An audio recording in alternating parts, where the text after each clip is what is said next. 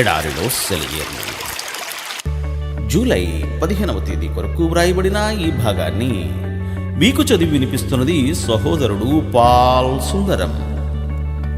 యేసు దేవుని కుమారుడని నమ్మువాడు తప్ప లోకమును జయించువాడు మరి ఎవడు? యోహాను వ్రాసిన మొదటి పత్రిక 5వ అధ్యాయం 5వ వచనం.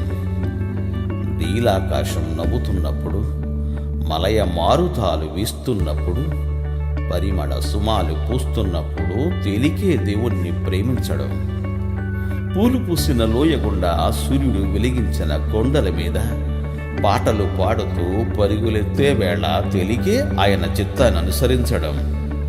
కుండపోతగా వర్షం కురిసే వేళ, పొగమంచు పొరలుగా కమ్మిన వేళ, దారిలో అవరోధాలెదురైన వేళ, గాలి విరోధంగా వీచిన వేళ, అరుణోదయాన్ని అంధకారపు రాక్షసి కబళించిన వేళ, కష్టం దేవునిపై నమ్మకముంచడం, ఆజ్ఞకి లోబడడం, పాటలు పాడే పిట్టలు గాలిలో పందాలు వేసే వేళ, సన్నుతి గీతాలు మనసులో మనుగడలో సంతోషం నింపే వేళ తేలికే నమ్మకముంచడం. గాని పాట ఆగిపోతే, కష్టాలతో కాలం స్తంభిస్తే కావాలి మనకి భయ సందేహాలను అధిగమించే విశ్వాసం. దేవుడే దీన్ని మనకు దయచేస్తాడు, లోటును భర్తీ చేస్తాడు. ఆయన మాట నమ్మి ఆధారపడి అడుగుదాం విశ్వాసంతో. మార్గం కఠినమైన సరళమైన సదా మన నాయకుడాయని, అనుదిన అవసరాలను అందించేవాడాయని.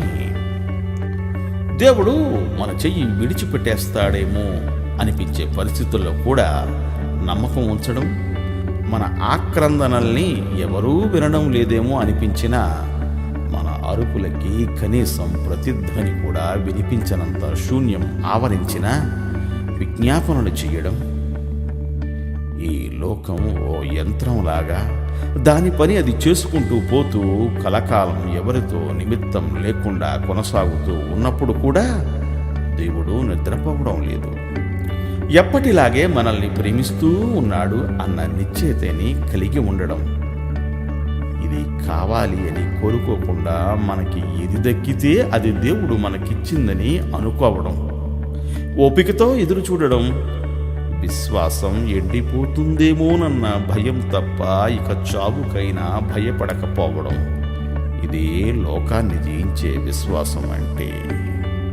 దేవుడు మేము దీవించుగాక. ఆమెన్. ఆమెన్.